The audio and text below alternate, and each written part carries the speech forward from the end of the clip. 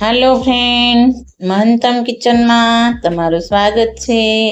આજે આપણે બનાવીશું સુરમાના લાડુ, જે બનાવવા એકદમ સરળ અને સહેલા છે અને ઇન્સ્ટન્ટ બની જાય છે। તેના માટે મેં અહીંયા કરકરો ભાખરીનો 2 વાટકા લોટ લીધો છે।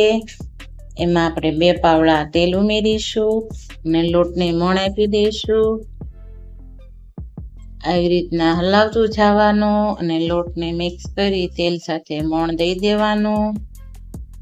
આવી મુઠ્ઠી વળે એવું મોણ નાખવાનું અને સહેજ એવા ગરમ નવશેકા પાણીથી આપણે ગરમ પાણી લેવાનું અને એનાથી લોટ બાંધવાનું। ઠંડા પાણીથી લોટ નથી બાંધવાનો અને આ લોટ આપણે ભાખરી કરતાં પણ કડક લોટ બાંધવાનો છે। જેમાં આપણે ખાસ ધ્યાન રાખવાનું વધારે પાણી ન પડી જાય અને લોટ કઠણ બાંધવાનો છે એટલે વધારે પાણી ન પડી જાય એનું ખાસ ધ્યાન રાખીશું। જો ઢીલો લોટ બંધાશે તો આપણા જે મુઠિયા બનાવવાના છે તળવા માટે તે સારા નહીં બને, એટલે ખાસ ધ્યાન રાખજો। લોટ કઠણ જ બાંધજો, ભાખરી કરતાં પણ વધારે કઠણ। ધીમે ધીમે આવી રીતે મસળતા જવાનું અને એકદમ કઠણ લોટ બાંધી લેવાનું। જો અહીંયા આપણો લોટ એકદમ કડક બંધાઈને સરસ તૈયાર થઈ ગયો છે। હવે આપણે એના મુઠિયા વાળી લઈશું।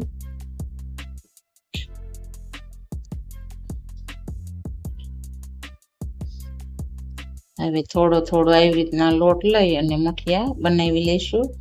જો એ રીતે આંગળીઓને દબાવી અને આવા આકારમાં આપણે મુઠિયા બનાવી લેવાના। 2 હાથથી આમ દબાવતા બનાવવાના એટલે સરસ મુઠિયાનો આકાર બની જશે। આવી રીતના આપણે બધા લોટના મુઠિયા બનાવી લીધા છે। હવે આપણે અગાઉથી જ ગરમ તેલ મૂકી દીધું હતું, તે હવે એમાં એક મુઠ્ઠી ઉમેરી અને તળી લઈશું। અને અહીંયા ગેસ મીડિયમ પણ નહીં અને ફૂલ પણ નહીં, એવો ધીમો રાખવાનો છે, જેથી કરીને આપણા મુઠિયાનો અંદર લોટ બરાબર બફાય અને સરસ તૈયાર થઈ જાય। જેથી કરીને મુઠિયા અંદર કાચા ન રહી જાય, એટલા માટે આપણે ધીમા તેલ ધાપ ઉપર જ આપણે મુઠિયા તળીશું અને આવી રીતના કારક ચમચીથી હલાવતા રહીશું। ને જ્યાં સુધી મુઠિયાનો કલર ન ફરે ત્યાં સુધી આપણે તળવાના રહેશે। જો આપણા મુઠિયાનો કલર પણ ફરી ને એકદમ થોડોક રતાશ ઉપર આવી ગયો છે, આપણે હવે ચારાથી તેને કાઢી લેશું। જો તમે જોઈ શકો છો કે એકદમ સરસ ક્રિસ્પી અને સહેજ લાલ રતાશ ઉપર મુઠિયા તળાઈને તૈયાર થઈ ગયા છે, એને કાઢી લેશું। અને આ મુઠિયા જ્યારે ગરમ હોય ત્યારે જ આપણે આવી રીતના ભાંગીને ઊભો કરી લેશું તોડીને, એટલે ઠરી ગયા પછી સરસ નહીં તોડાય એટલે ગરમ જ તોડીને ઊભો કરી લેવાનું। પછી આ ભૂકાને આપણે મિક્સરમાં દળી અને લોટ કરી લેવાનો કરકરો, એકદમ ઝીણો નથી દળવાનો, ધીમું ફૂલ મિક્સર કરતું જવાનું અને કરકરો લોટ દળી લેવાનો। જો અહીંયા આપણો લોટ સરસ દળાઈને તૈયાર કરકરો થઈ ગયો છે। અમે કાજુ બદામ ઉમેરીશું ટુકડા અને થોડીક આપણે લીલી સૂકી દ્રાક્ષ ઉમેરીશું અને ચૂરમાની સાથે આપણે મિક્સ કરી લેશું। હવે આપણે ગોળ ગરમ કરવા મૂકીશું। અહીંયા આપણે અડધી વાટકી ઘી નાખ્યું છે અને ઘી ગરમ થઈ જાય એટલે આપણે 1 વાટકો ગોળ ઉમેરીશું, ઝીણો કાપેલો। મેં અહીંયાથી સપોયેથી સુધારીને ક્રશ કરી લીધો છે। આ 2 વાટકી લોટ છે આપણો, એટલે આપણે 1 વાટકી ગોળ લેવાનો છે।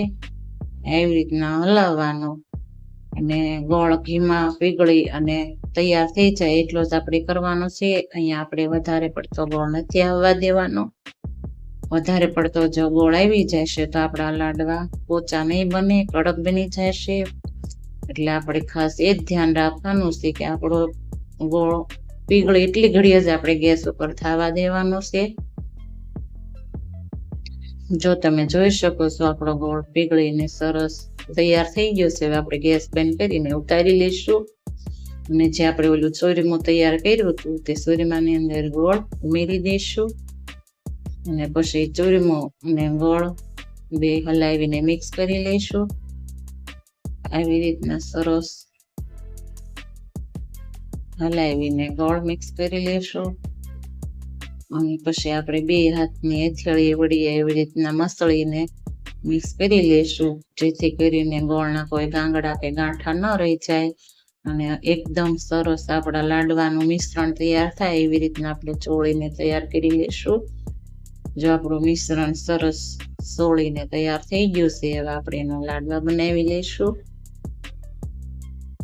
આ છે લાડવાનું બીબું. જો તમારે ઘરે લાડવાનું બીબું હોય તો લાડવા બીબામાં પાડી લેજો, અને બીબું ન હોય તો હાથેથી પણ બનાવી શકાય. જો બીબાની અંદર સોરમો ભરી અને દબાવીને બીબામાં લાડવા પાડી લેવાના, અને આ બીજી રીતથી બનાવવાના. જો બીબું ન હોય તો આવી રીતના હથેળીમાં સોરમું લઈ અને ગોળ ગોળ બનાવી લેવાના. હવે આપણે લાડવા પર ખસખસ ભભરાવીશું. ખસખસ લગાડવાથી લાડવાનું ડેકોરેશન પણ સારું આવે છે અને ખસખસ ખાવા માટે પણ સારી છે. એટલે આપણે આવી રીતના ખસખસ બધા લાડવા પર લગાડી દઈશું.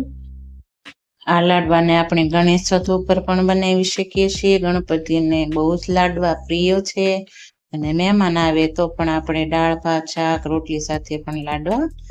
આ લાડવામાં આપણે રૂપિયાના સિક્કા 2ના સિક્કા પણ નાખી શકીએ છીએ, જેથી બાળકો રૂપિયાના સિક્કાના લાલચમાં 1-2 લાડવા વધુ ખાઈ શકે. મારી આ ચેનલને લાઈક કરો, શેર કરો અને સબસ્ક્રાઈબ કરવાનું ભૂલશો નહીં.